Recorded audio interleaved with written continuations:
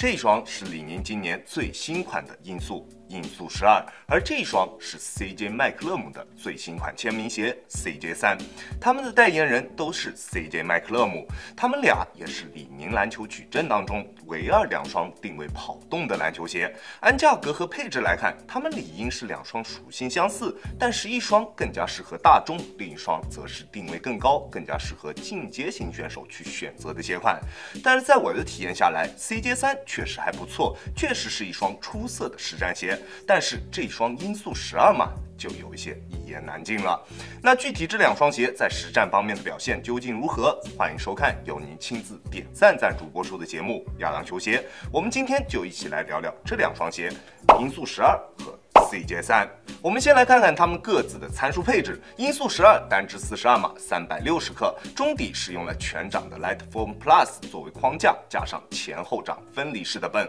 中底放置了一块面积巨大的 TPU 片，以提升球鞋的滚动感和前掌反馈。大底使用了李宁的 Tough Rub 耐磨橡胶，鞋面则由低密度的 TPU 丝与热熔丝编织而成，并且在一些主要的受力点位置处做出了热熔材料的补强。CJ3单支42码，345克，全掌泵，并且从中足部位一直到后跟处用了一块 Lightform Plus， 将后半部分的缓震材料进行了包围加固。在中足部位放置了一块碳纤维支撑片，大底使用了全掌的 GCU， 鞋面材质与音速12相同，但是编织的密度更高，内部填充也更为扎实。至于它们的脚型适配，那就有的聊了。CJ3 是一个正常偏窄的鞋楦，更加适合窄脚的兄弟去进行选择。我的脚型属于正常略微偏窄的脚型，在穿厚袜子的时候，还是会觉得前掌略微有一点挤，穿薄袜子会更加合适一些。尺码的选择还是按照大家平时正常的李宁尺码去进行选择就 OK 了。如果你是宽脚，那适当选到半码应该会更加合适一些。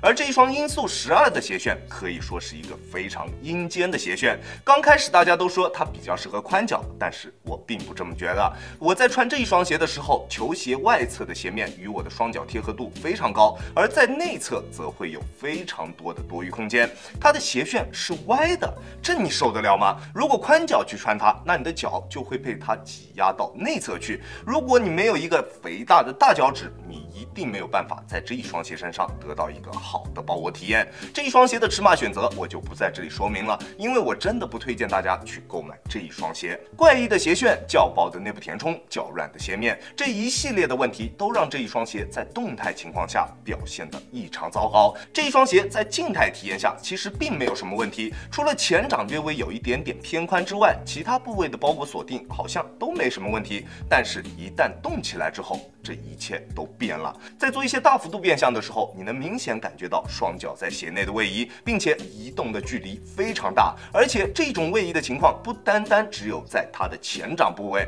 就连球鞋的中段也会有一定的位移情况出现，有一种脚是脚鞋是鞋的感觉，一体性真的一言难尽。而且在侧向蹬地的时候，我的5根脚趾全都会被挤压到外侧的鞋面上，全部顶在上面。穿这一双鞋打一场中等强度的球之后，我2只脚10根脚趾都会被顶得非常难受，体验真的非常糟糕。而且它的鞋面强度对于像我这样体重偏大的球员来说，也只能算是勉强够用的一个水平。我有一次在对抗状态下做侧向急停动作的时候，我能明显感觉到脚底下音速12的鞋面已经超出了它的中底，加上它弧形的外底，差一点我就把自己的脚给崴了，真的吓我一跳。这一双鞋如果你想要拿它用来打一些高强度的比赛，我是不推荐的，存在着一定的伤病风险，大家一定要谨慎选择，好吧？而至于 CJ3， 不管是在包裹还是锁定方面的表现都还不错，尤其是它的前掌包裹的紧致程度真的特别高，对于宽脚的兄弟来说并不是一个好的消息。而且前掌的鞋面压得也比较低，脚趾在鞋内能够得到很好的包裹和锁定，但是后跟处的锁定相对于前段来说有着一个不小的差距。由于后跟处的鞋面略微偏硬，在后掌着地的时候，后跟处的鞋面与双脚之间会出现一定的空隙。好在后跟的稳定性并没有什么太大的问题，不存在什么受伤的风险。除了这一点之外， CJ3 的鞋面基本上没有什么特别明显的缺陷，包裹出色，锁定优秀，支撑也完全没有任何问题。在鞋面方面的表现还是值得认可的，各方面的表现都在水准之上。而这两双鞋在中底方面的表现也完全不一样。音速的前掌极其贴地，场地感表现极佳，并且中底的调教偏硬，突破的时候脚底下的感觉十分的直接，就感觉好像直接踩在地上一样。但是跟上一代一样，前后掌的落差依旧偏大，前低后高的感觉非常的明显，在实战的过程中，对于足弓的压力会比较大，而不算薄的后跟也并没有给他带来出色的缓震表现。我180斤的体重，在单纯用脚后跟着地的时候，震脚的感觉十分明显，它还是更加适合轻体重的外线球员去进行选择，体重偏大或者是对于缓震要求比较高的兄弟，这双鞋你就不要考虑了，好吧？而官方宣传的出色跑动感受，在这一双鞋身上，我也是真的没有体验到。确实，它有着非常大的鞋头上翘幅度，中底也有一块几乎覆盖了全掌的 TPU 支撑片，但是较硬的中底框架和内嵌的泵之间存在着一个比较明显的硬度差，尤其是在它的后跟处，感觉非常的明显。在使用全掌跑动时，从后跟到前掌的过渡真的说不上丝滑，并且它的中底 TPU 材料在前掌位置处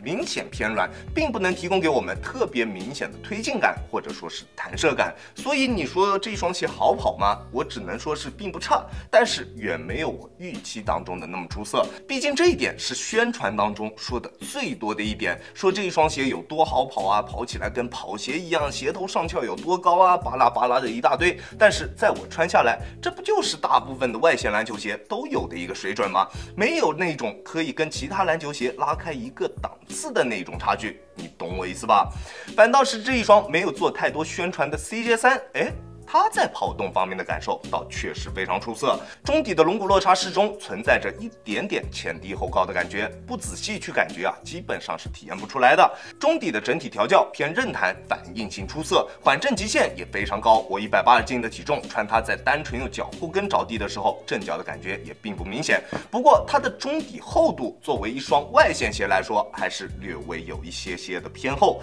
场地感表现啊确实不是特别的出色，但是反应性没有问题，在突破的时候，脚底下的感觉非常直接，不会有一丝拖泥带水。而它的中底过渡真的非常的丝滑，配上韧弹的中底，在打全掌的时候，跑跳的感觉非常棒，真的有一点点穿着那种跑鞋在跑的感觉，跑动以及蓄力起跳的感觉都非常不错。它带给我的那种跑动感受啊，算是近期我穿过的鞋款当中仅次于 GT Cut 3的一个鞋款，真的非常的爽。至于大底，两者在抓地和吸灰方面的表现都非常不错。不过 CJ3 的纹路略微有一些偏浅，只能用来打室内的木地板。音速的纹路很深，在主要受力点位置处的纹路粗度也有针对性的加粗，用来打室外的塑胶场地绝对不在话下。但是橡胶的硬度啊，略微有些偏软，粗制的水泥地应该还是顶不住的，好吧？稳定性和灵活性这两双鞋的表现也都比较不错，都是属于两者一手抓的鞋款。只要脚踝力量不是特别差，这两双鞋你都可以轻松的去驾驭。但是我前面说过了啊，